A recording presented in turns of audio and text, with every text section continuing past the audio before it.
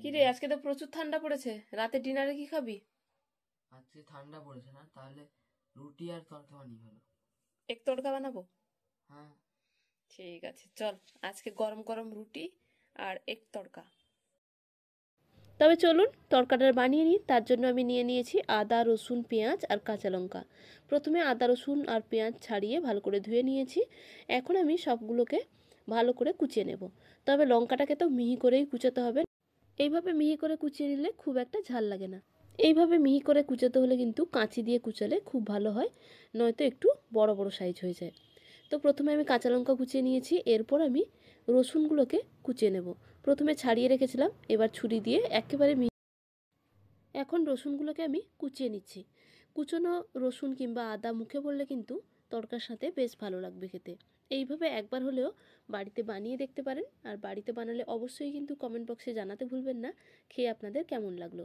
তো আমার লঙ্কা কুচানো হয়ে গেছে আর রসুন কুচানো হয়ে গেছে। এখন আমি আদাগুলোকেও ঠিক একইভাবে কুচিয়ে নেব। তো শীতের রাতে কিন্তু গরম গরম রুটির সাথে গরম গরম তড়কা দিয়ে খাওয়াটা কিন্তু বেশ জমে যাবে। তো যাই হোক, এইভাবে আদাটাকেও কুচানো হয়ে গেছে।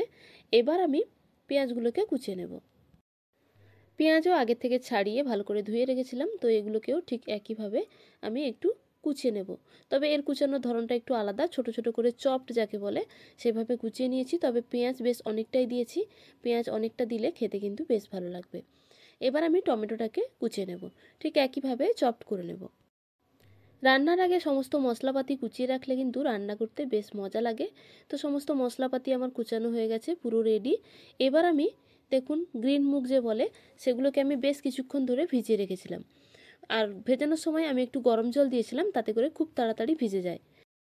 তড়কার ডালগুলো ভিজে গেছে কিন্তু নোংরা রয়েছে জলের মধ্যে, তার জন্য আমি ভালো করে ধুয়ে নিয়েছি 3-4 বার করে, জল পাল্টে পাল্টে। এবার আমি জল থেকে ছেঁকে নিচ্ছি তড়কার ডালগুলোকে বা গ্রিন মুগগুলোকে। এর মধ্যে দিয়ে দিলাম 1 চামচ নুন, 1 চামচ হলুদ আর 1 চামচ দিয়ে দিচ্ছি আদা রসুনের পেস্ট। এই গ্রিন মুগগুলোকে যখন সেদ্ধ করা হয় তখন একটুখানি আদা রসুনের পেস্ট দিলে এর স্বাদ কিন্তু দ্বিগুণ বেড়ে যায়।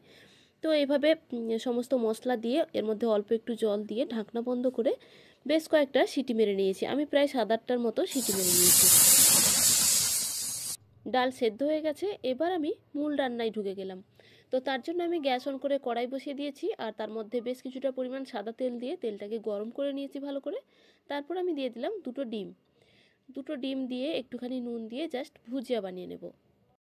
শীতের রাতে খুব সহজেই তড়কার ডালটা বানিয়ে নিতে পারবেন, তেমনি খেতেও কিন্তু বেশ মজার হয়।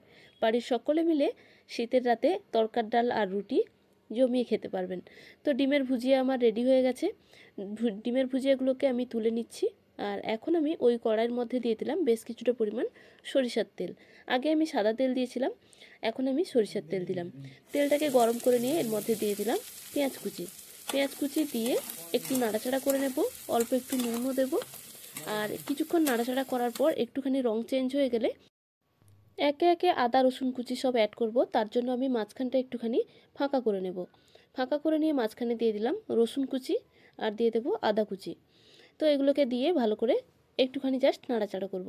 কিন্তু পুরোপুরি গলিয়ে ফেললে হবে না, গোটা গোটা থাকবে, যাতে করে মুখে পড়লে বেশ ভালো লাগবে। তো আদা কুচিটা একটুখানি কমিয়ে দিলাম আর রসুন কুচিটা একটু বেশি করেই দিয়েছি। তো একটুখানি নাড়াচাড়া করার পর এর মধ্যে আমি দিয়ে দিচ্ছি হলুদ গুঁড়ো, পরিমাণ মতো দিচ্ছি, কারণ সেদ্ধর সময় আমি হলুদ গুঁড়ো দিয়েছিলাম। আর দিয়ে দিলাম কাশ্মীরি রেড চিলি পাউডার, অল্প একটু দিয়েছি, যেহেতু আমি কাঁচা লঙ্কা ব্যবহার করছি। তবে ঝালটা যে যার পছন্দ অনুযায়ী দিতে পারেন, কমিয়ে অথবা বাড়িয়ে দিতে পারবেন। এখন আমি দিয়ে দিচ্ছি কেটে রাখা টমেটোগুলোকে। টমেটো কুচি দেওয়ার পর আবারও কিছুক্ষণ আমি নাড়াচাড়া করে নেব। নাড়াচাড়া করে, তবে গলিয়ে ফেললে চলবে না, কোনো মশলাই এখানে আমি গলাচ্ছি না, জাস্ট নাড়াচাড়া করে এর কাঁচা গন্ধটা যেন না থাকে।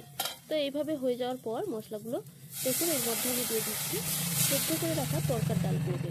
তবে সেদ্ধ করে রাখার পর হালকা একটু ম্যাশও করে নিয়েছি আমি। তবে পুরো ম্যাশ করা চলবে না, কিছুটা গোটা থাকবে, তাতে কিন্তু খেতে ভালো লাগবে। এইভাবে একবার হলেও বাড়িতে বানিয়ে দেখতে পারেন, খেতে কিন্তু দুর্দান্ত হয়। একবার বানালে বারবার বানাতে ইচ্ছে করবে। তো যাই হোক, এইভাবে আমি অল্প জল দিয়ে তার সাথে ভালো করে মিশিয়ে নিচ্ছি। কিছুক্ষণ রান্না করে নেওয়ার পর এইভাবে ফুটে উঠলেই একটু নাড়াচাড়া করে এর মধ্যে দিয়ে দেব কাঁচা লঙ্কা কুচি। কাঁচা লঙ্কা কুচিটা আগে থেকে দিয়ে দিলে এর ফ্লেভারটা কিন্তু থাকে না, তার জন্য আমি সবশেষে দিচ্ছি, মানে রান্না হওয়ার ঠিক শেষ পর্যায়ে দিয়ে দিচ্ছি। কাঁচা লঙ্কা কুচি দিয়ে ভালো করে নাড়াচাড়া করে মিশিয়ে নিচ্ছি। এরপর আমি দিয়ে দেব আগে থেকে ভুজিয়া বানিয়ে রাখা, মানে ডিমের ভুজিয়া, তো সেটা দিয়ে ভালো করে মিশিয়ে নেব। মশলা রেডি করা থাকলে আর ডাল সেদ্ধ করা থাকলে এই রান্নাটা কিন্তু করতে খুব একটা সময় লাগে না, 5 মিনিটের মধ্যে রান্নাটা কমপ্লিট হয়ে যায়। ডিমের ভুজিয়া ভালো করে মেশানো হয়ে গেলে এর মধ্যে আমি দিয়ে দিচ্ছি বাদবাকি কাঁচা লঙ্কাটা। এতে করে ফ্লেভারটা কিন্তু, মানে কাঁচা লঙ্কার ফ্লেভারটা স্ট্রং থাকে। আর সবশেষে দিয়ে দেবো কসুরি মেথি। তো কসুরি মেথি দিলে এর ফ্লেভারটাও অন্যরকম হয়। আমি কিন্তু গরম মশলা ব্যবহার করিনি, আপনারা চাইলে ধনেপাতা কুচিও দিতে পারেন, তবে গরম মশলা না দিলে আমি বলবো বেটার লাগবে। তো এভাবে ভালো করে মিশিয়ে নেওয়ার পর এবার আমি গ্যাসটাকে অফ করে দিয়েছি। গরম গরম রুটির সাথে এইভাবে যদি তড়কা থাকে তাহলে আর কি লাগে বলুন। যাই হোক, তড়কাটা দেখতে যতটা সুন্দর হয়েছে খেতেও কিন্তু বেশ ভালো হয়েছে। সত্যি সত্যি তড়কাটা কেমন হয়েছে চলুন দেখে নেওয়া যাক। তড়কা, রুটি, পেঁয়াজ আর কাঁচা লঙ্কা নিয়ে নিয়েছি, তো দেখুন ওর রিয়াকশানটা।